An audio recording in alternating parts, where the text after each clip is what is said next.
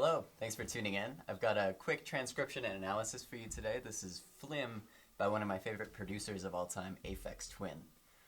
If you know me at all, it may seem like this selection's coming a little bit out of left field, myself being mostly influenced by jazz music and jazz drummers like Marcus Gilmore and Bill Stewart, as you may have seen in my previous videos. But I think that Aphex Twin is one of the truly brilliant producers of our time, and he really creates these drum beats that are authentic, musical, and very challenging to play, and I got a lot out of checking it out. So I'd just like to talk about some of the things that I learned. Thank you for watching. Okay, so as I sort of alluded to, one of the things that I really love about this piece of music and Aphex Twin in general is his really wide variety of sounds. I think that in the jazz world, and maybe as drummers as a whole, sometimes we get boxed into our sounds. You know, they may be great sounds. We spend time, you know, getting our rim shots to sound exactly like we want to, but maybe we don't explore as much as we could, you know. As percussionists, the sky is really the limit with sounds. So in this recording, I hear 4 distinct snare sounds. There's kind of a clean rim shot backbeat.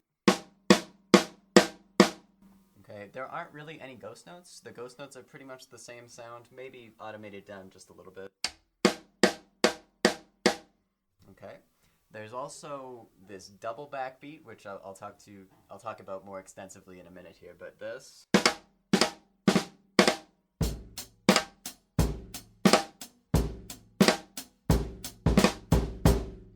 Super fun to play. There's this buzz backbeat.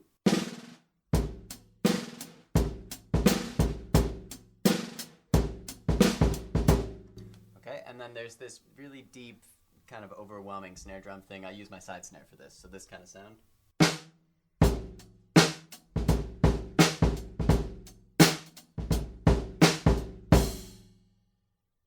I'd like to play it for you one time now, a little bit slower, just the drums, and I'll play it exactly as it was written by Aphex Twin.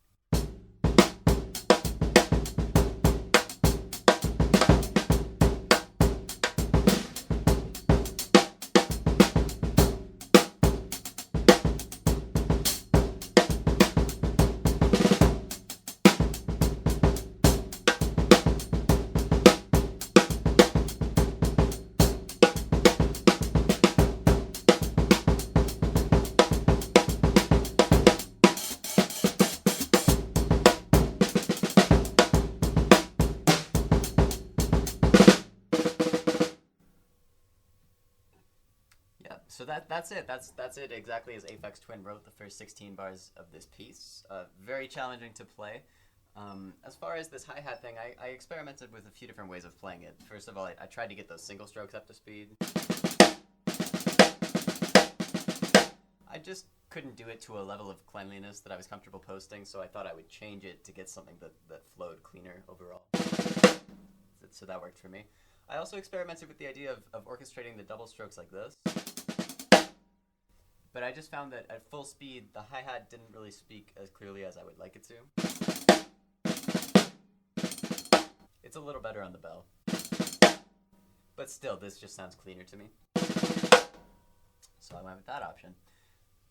Overall, there's really high levels of variation throughout this, as you might hear. I know that sometimes beat producers get criticized for, you know, finding a 2-bar loop that sounds good, and then they repeat it verbatim. You know, some would argue that that's not necessarily the same level of musicianship as a drummer who's playing and adapting in the moment as the song goes on.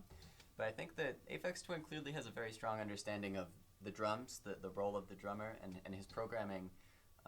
Not only does it sound like a real drummer, but it sounds like a truly creative and very technically proficient drummer. So it was very fun to learn.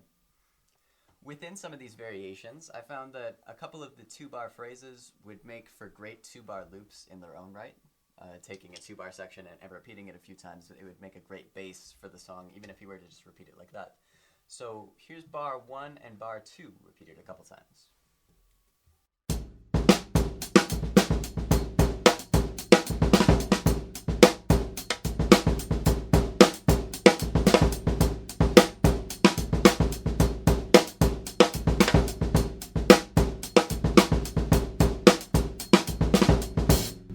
So that features that double backbeat that I was talking about. I'll expand upon that a little bit here. So I'm using this technique, basically rim shot and then an accented note afterwards.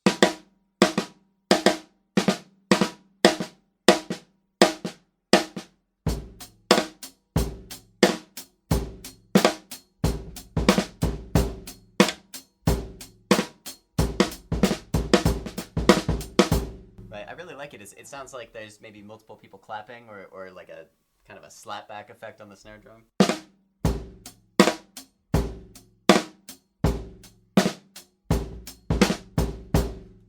Right. I had seen this technique applied going into the downbeat by people like Marcus Gilmore playing things like this.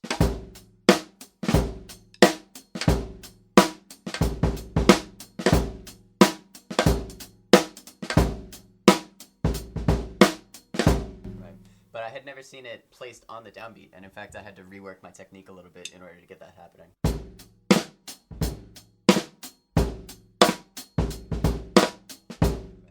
It's only played once in the transcription. It really sneaks by, but I think that it's, you know, it's something that I've had a lot of fun messing with, and I think that there's a lot to be taken out of that. All right, bar 11 and bar 12 of the transcription looped also create a really interesting beat. This one's really chopsy on the bass drum, and it kind of displaces the backbeat, so I like this one a lot.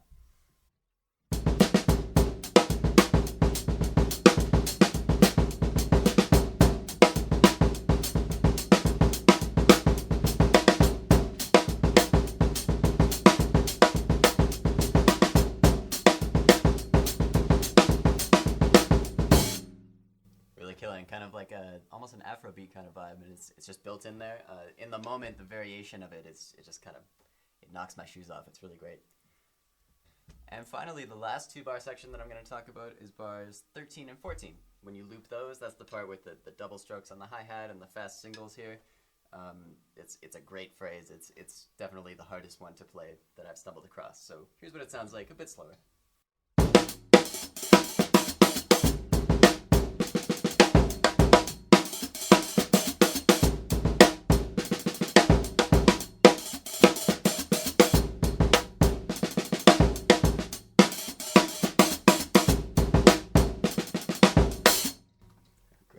Super fun to play, not easy at all, but I had a great time learning that.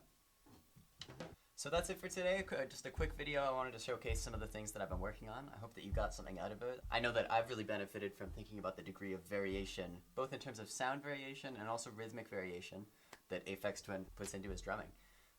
The double backbeat is also something I'm going to spend some time working on, and I hope that you've learned something as well. If you'd like to get in touch with me, you can do that at my social media, my website, my email. I'll put that all up here. And if you'd like the transcription, get in touch with me there. All right, thanks. Take care.